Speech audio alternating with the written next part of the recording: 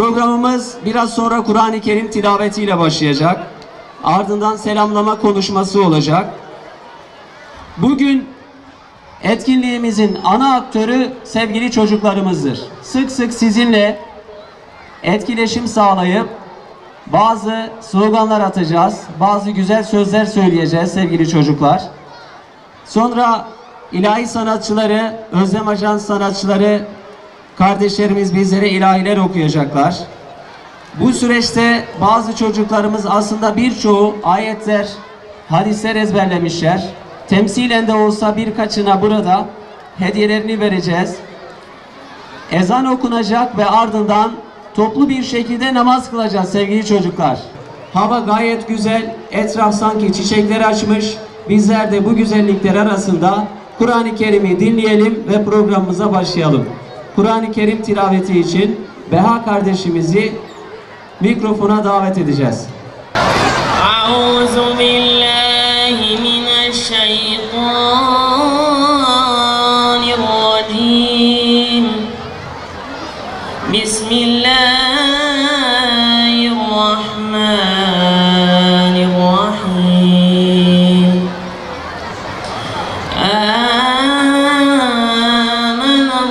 Âmenel-rasûlü bimâ unzile ileyhi min rabbihi vel mu'minûn. Kullun âmene billahi ve melâiketihi ve kutubihi ve rusulihi la nufarriqu beyne ahadin min rusulihi ve kâlû semi'nâ ve ata'nâ gufrâneke rabbena ve ileykel masîr. Ente mevlâna fansurna alel kavmil kâfirin. Sadakallahul azim. Hayat namazla güzeldir. Hayat namaz ile anlamlıdır. Hayat namaz ile cennet olur, cennete götürür. Namazın göz aydınlığıyla nurlanan şu güzel kardeşlerimizin oluşturduğu şu imrenilesi tablo mümin yüreklere ancak iman artırır. Kalbinde nifak olanlar ise belki de bu tablolar karşısında çoğu kez kinlerinden kahrolmaktadırlar. Bu tablonun hikayesi, bu tablonun mazisi çok eskilere dayanır. Özellikle belki şu an burada oturan kardeşlerimiz nasıl bir fedakarlığın son halkası olduğunun farkında değiller. Nasıl güzel bir iş yaptıklarının da farkında değiller. Zaman bunu bize en güzel bir şekilde tefsir edecektir inşallah. Bir vakit içli ve hisli bir adam çölün ortasına kendi ailesini, ciğerparesini, evladını ve eşini Allah'ın dilemesinden dolayı Allah için bırakıp gitmişti. İçin için dua ediyordu, Allah'a yalvarıyordu. Ya Rabbi diyordu, ben diyordu, ey Rabbim, ben çocuklarımdan bir kısmını senin beyti haramının yanında ekin bitmez bir vadiye yerleştirdim ki namaz kılsınlar diye. Ey Rabbimiz, bundan böyle insanlardan bir kısmının gönüllerini de oraya akıt. Onları bazı ürünlerle rızıklandır ki şükretsinler demişti. O hisli ve içli adamın ismi İbrahim aleyhisselam idi. İbrahim aleyhisselam o gün Allah rızası için kendi sevdiklerinden vazgeçmişti ve arkasına bakmamıştı. O gün bugündür. Ne zaman ki bir baba Allah'ın davası uğruna kendi sevdiklerinden geçti, vazgeçti, arkasını dönmeden gitti. O baba orada İbrahim aleyhisselamın sünnetini gerçekleştirmiştir. Orada İbrahim aleyhisselam geçmiştir. O baba İbrahim'i bir iş yapmıştır. Hazreti İbrahim aleyhisselam arkasına bakmamıştı. Allah Celle Celaluhu da ona lütuflarda bulunmuştu. Orası Beytullah olmuştu. İnsanlar akın akın oraya koşmuşlardı. Ve sonra bir dua daha vardı. Allah Celle Celaluhu'nun İbrahim aleyhisselama verdiği lütuf sadece bu değildi. Çünkü kendisi şöyle demişti. Bismillahirrahmanirrahim. Rabbi cealni mukimes salati ve min zürriyeti. Rabbena ve tekabbel dua demişti. Ey Rabbim, benden ve soyumdan gelenlerden de bizleri namazı dosdoğru kılanlardan eyle ve duamı kabul buyurdu demişti. Allahu Teala onun duasını kabul etmişti. Onun soyundan insanların en şereflisi olan Hazreti Muhammed Mustafa sallallahu aleyhi ve sellem gelmişti.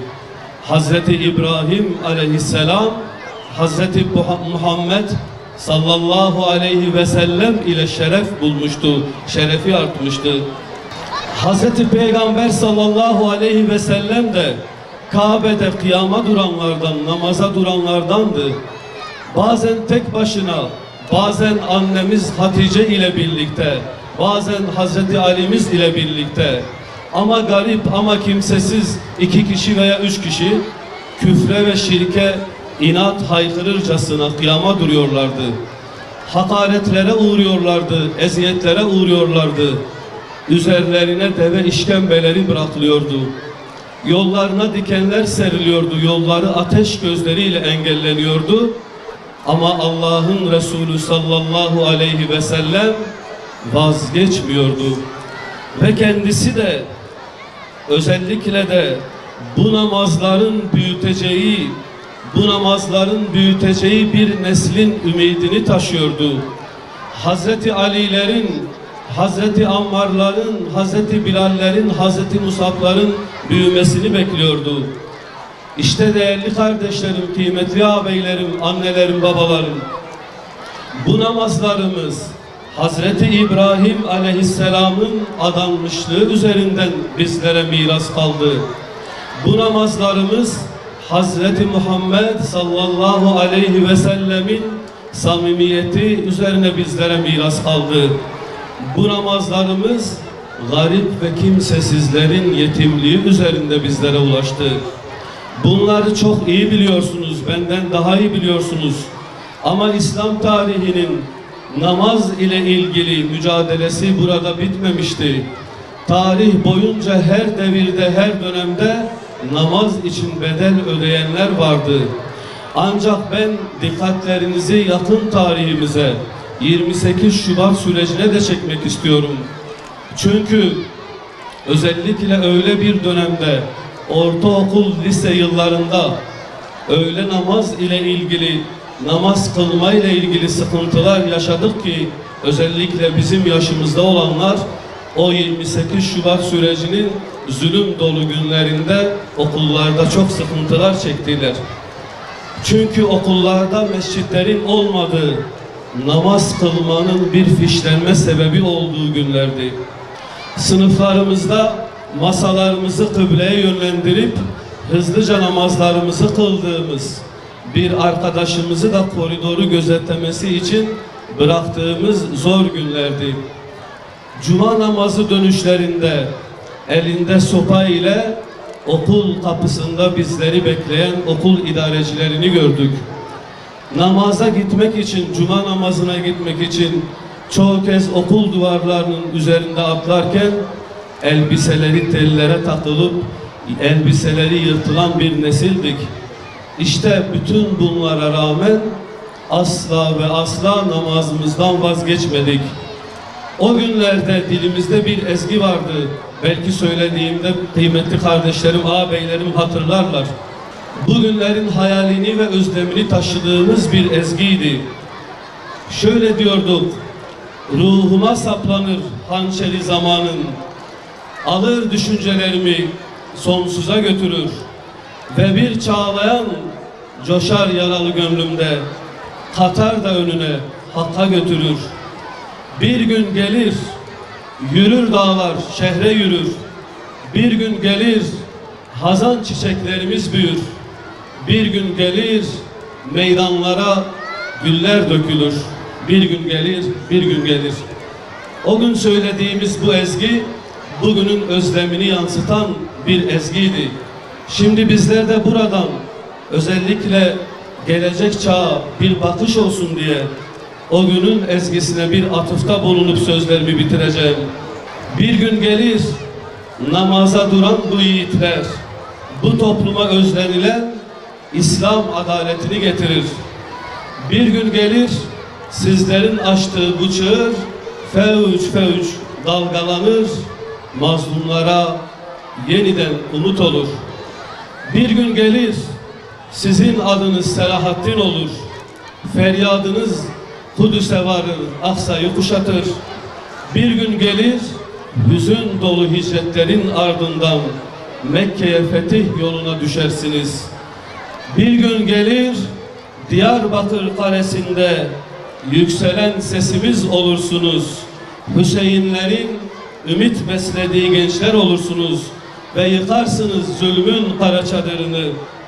Sözlerime son verirken şu sözleri sizlere emanet edip bırakıyorum. Sevgili evlatlarımız, annelerimiz, babalarımız, ne olursunuz şu güzel kazanımları daha da büyütelim. Ne olursunuz namazımızı, mescitlerimizi artık hiçbir zaman yetim bırakmamak adına gayret gösterelim. Ne olursunuz gençlerimizin, çocuklarımızın namazlarına göz koyanların heveslerini kursaklarında bırakalım. Onları geçmiş karanlık günlerin tarihine gömelim. Sizleri en güzel sevgi, saygı ve hürmetlerimle selamlıyorum. Allah'a emanet olunuz. Esselamu Aleyküm ve Rahmetullahi ve Berekatuhu. Allah ile buluşma amellerin en faziletlisi. Allah ile buluşma cennetin anahtarı, müminin miracı, gönlümüzün huzuru, asla terk etmeyeceğim ibadet. Asla terk etmeyeceğim ibadet.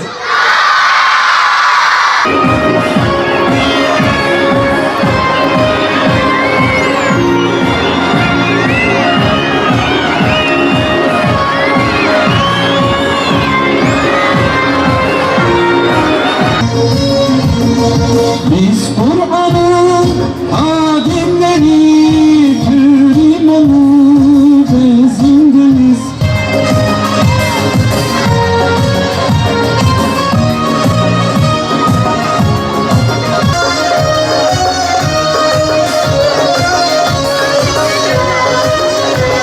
Bizden feda can uğruna, alem şahit olsun buna. Peygamberin izindeyiz. İslam'ın nurlu gül sesi kaldırdı zulmetiyesi.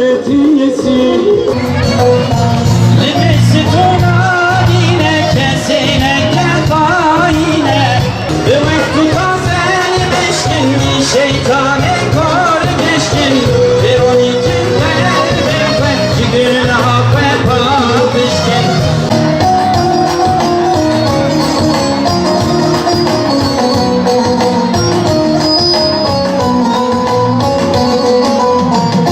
Ya Rabbel alemin, bu kadri nebiye emin, limece kesin mümin, duanı bik şahi o meskin.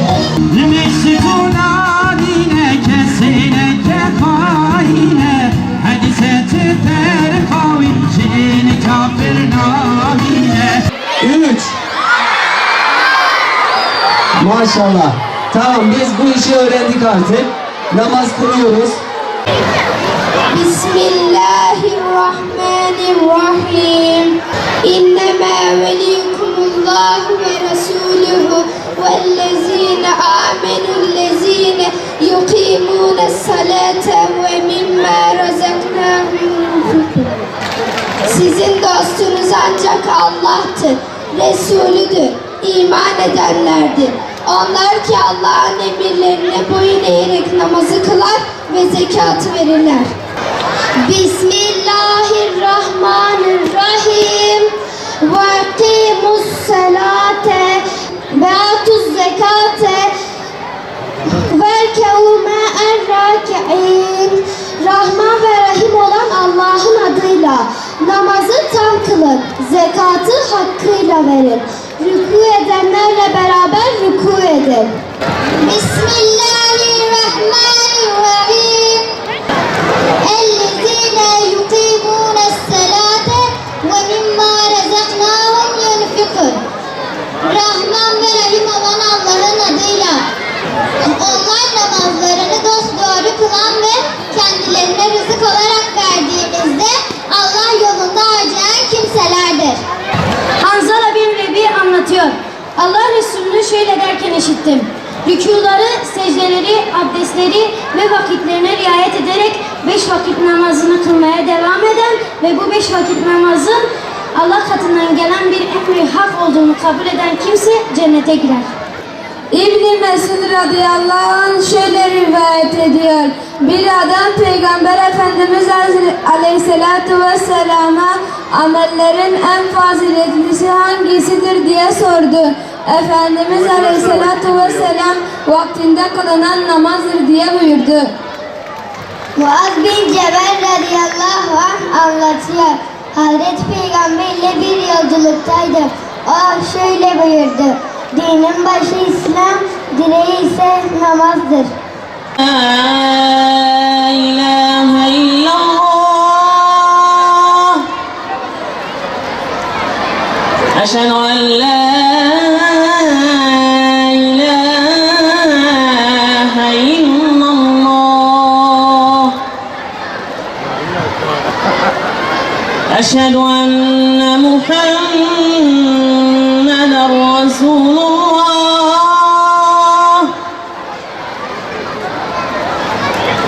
أشهد أن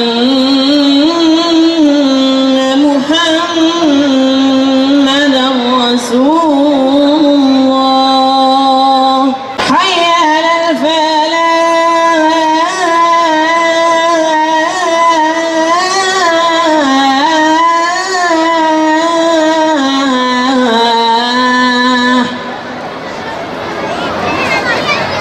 الله أكبر الله أكبر لا إله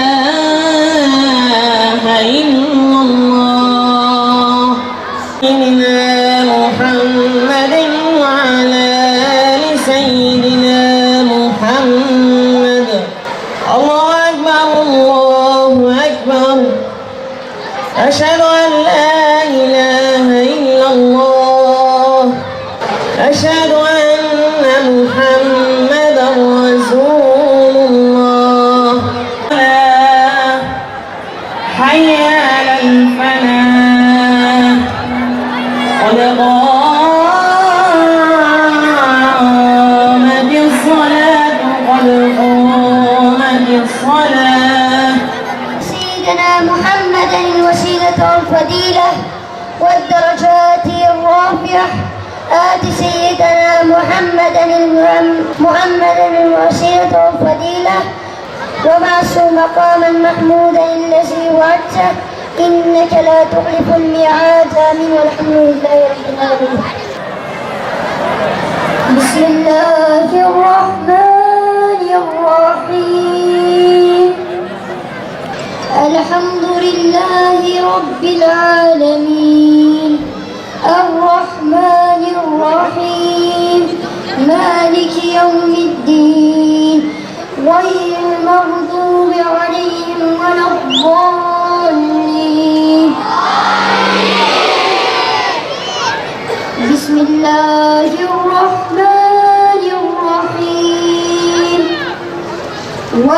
والعصر إن الإنسان لفي خسر إلا الذين آمنوا وعملوا الصالحات وتواصوا بالحق بالصبر. الله أكبر.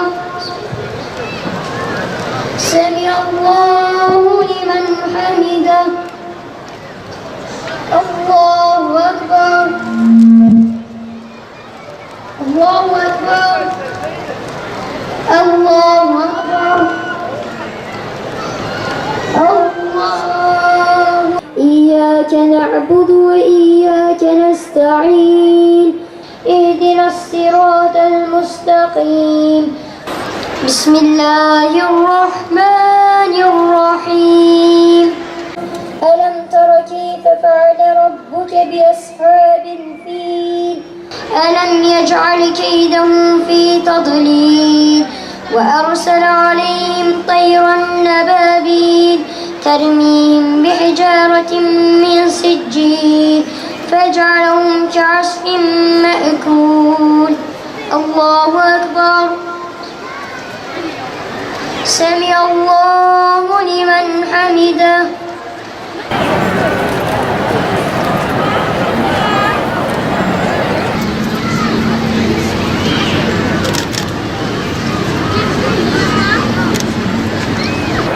السلام عليكم ورحمة الله ورحمة الله. Ben sabah namazıyım. Beni kılan kişi günün başından itibaren Allah'ın koruması altında olur. Melekler beni kılan kişinin yanına oturur. Beni kılan kişi günün başından itibaren Allah'ın rızasını kazanmış olur. Allah'ın rızasını kazanan ise cennete girer. Bunun için beni kılmak üzere anne ve babalarınıza sürekli hatırlatın. Anne ve babalarınız sizi kaldırdığında ise güzelce abdest alın ve beni kılın. Allah Resulü Hazreti Muhammed sallallahu aleyhi ve sellem benim hakkımda şöyle buyurmuştur. Her kim sabah namazını kılarsa Allah'ın koruması altında olur. Haydi arkadaşlar, siz de sabah namazını sürekli kılan çocuklardan olun. Merhaba arkadaşlar, ben öğle namazıyım. Öğle vakti gök kapılarının açıldığı bir vakitti. Bu vakitte Allah'ın huzuruna çıkın ve beni kılın. Beni kılan kişiye Allah merhamet eder ve işlerini rast eder. Beni kılmak vakti gelince okulda da olsanız, evde de olsanız, sokakta oyun da oynasanız hemen güzelce abdest alın ve beni kılın. Allah Resulü Hazreti Muhammed sallallahu aleyhi ve sellem benim hakkımda şöyle buyurmuştur. Bu vakit gök kapılarının açıldığı bir vakittir. Bu vakitte iyi bir amelimin Allah'ın huzuruna çıkmasını isterim. Haydi arkadaşlar, siz de öğle namazını sürekli kılan çocuklardan olun. Merhaba arkadaşlar, ben ikindi namazıyım. Beni kılan kişi cenneti hak eder ve Allah onu cennetliklerden yazar. Ben birçok hastalığa yakalanmanıza engel olan bir namazım. Beni kılmayan kişi ailesini ve malını kaybetmiş gibi olur. Beni kaçıran kişi sanki o gün hiçbir iş yapmamış gibi olur. Bunun için yorgun da olsanız, işiniz de olsa hemen güzelce abdest alın ve beni kılın. Allah Resulü Hazreti Muhammed sallallahu aleyhi ve sellem benim hakkımda şöyle buyurmuştur. İkindi namazını terk eden kişinin amelleri de boşa gider. Haydi arkadaşlar, siz de ikindi namazını sürekli kılan çocuklardan olun. Merhaba arkadaşlar, ben akşam namazıyım. Beni kılmak insanın kötülüklerini alıkoyar. Beni kılan kişi Allah'ın kendisine vermiş olduğu tüm nimetler için şükretmiş olur ve böylece Allah'ın rızasını kazanır. Akşam ezanı okunduğunda oyun oynuyorsanız hemen oyunu bırakın ve arkadaşlarınızı da çağırın ve birlikte camiye koşun. Güzelce abdest alın ve cemaatle beraber beni kılın. Allah Resulü Hazreti Muhammed sallallahu aleyhi ve sellem benim hakkımda şöyle demiştir. Kim sabah akşam camiye gidip gelirse her gidiş gelişinde Allah Teala o kimseyi o kötülüklerinden alıkoyar. Haydi arkadaşlar, siz de akşam namazını sürekli kılan çocuklardan olun. Merhaba arkadaşlar, ben yatsı namazıyım. Beni camide kılan kişi gecenin yarısına kadar ibadet etmiş olur. Allah o kimseyi sever. Beni kılan kişi Gün sonunda Allah'a teşekkür eder. Beni kılan kişi kendisini Allah'a emanet eder. Beni kılan kişiyi Allah sabaha kadar koruması altına alır.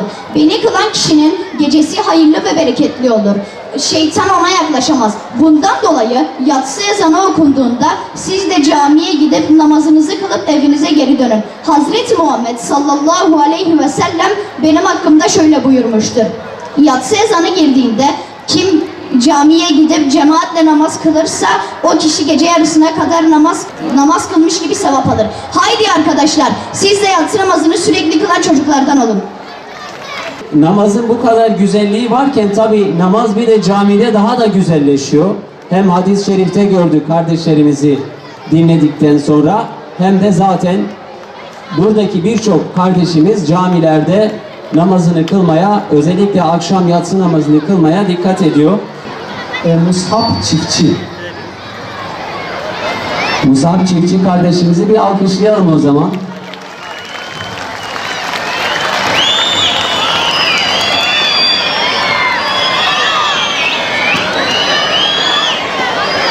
Evet, değerli konuklarımız hepiniz hoş geldiniz. Allah-u Teala cümlemizden razı olsun. Böyle güzel bir etkinliği tertip eden kardeşlerimizden de Rabbim razı olsun. Güzel genç kardeşlerimizi temsilen buraya çağırdık. Hepsine ayrı ayrı teşekkürlerimizi arz ediyoruz. Ubeydullah Dayan. Ubeydullah Dayan kardeşimize de bir alkış uçalım. Onu da tebrik ediyoruz. Hüseyin Ateş. Hüseyin Ateş'e de bir alkış. Tebrik ediyorum. Allah razı olsun. Kız çocuklarımızın da yine sertifikaları takdim edilecek. Evin Kurt bacımız.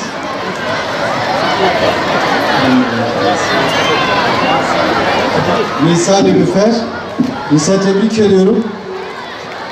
Evet, tüm kardeşlerimize bir kez daha bir alkış tutalım. Tebrik ediyoruz. Hem kendilerini hem sizleri, hepiniz bu sertifikayı almışsınız kardeşlerimiz. Bunlar sadece kardeşlerimizi temsilen buraya çağırdık. Ama hepinizin elinde bu sertifika olacak.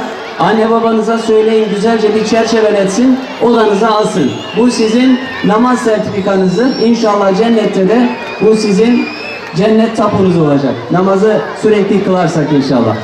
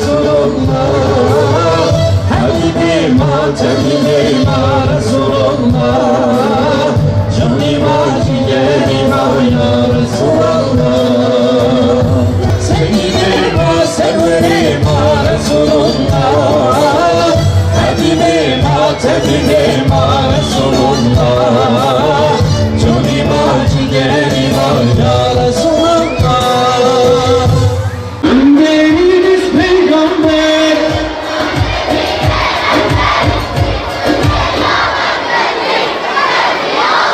Bir daha hep beraber. Önderiniz peygamber.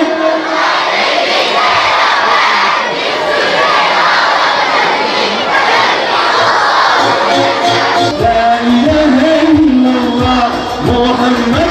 Hep beraber. La ilahe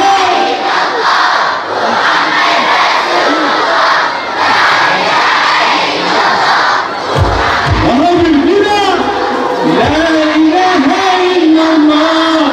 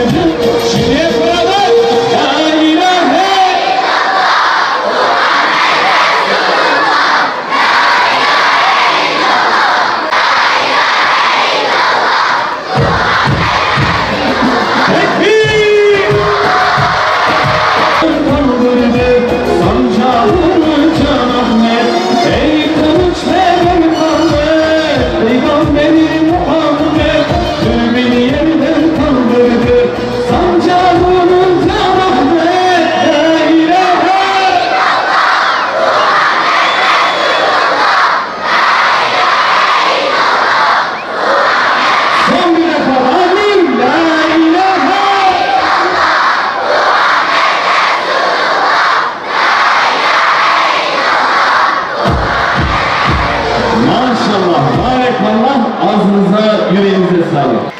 Resim alanında da Umut Baran kardeşimiz birinci oldular. Şimdi bu kardeşlerimize Kur'an Nesli Platformu yetkilisi il koordinatörü Muhammed Avcı kardeşimiz hediyelerini takdim edecekler. Buyurunuz hocam. Evet, Muhammed Eren kardeşimiz kompozisyonla birinci oldu. Onu tebrik ediyoruz. Allah kendisinden razı olsun inşallah. Buyurun.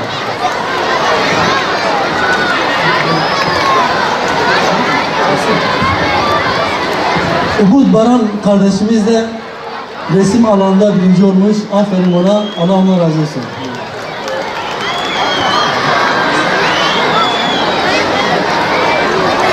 Meryem Askan kardeşimiz de şiir alanında birinci oldu. Kendilerine de maşallah diyelim. Allah ondan razı olsun. Buyurun.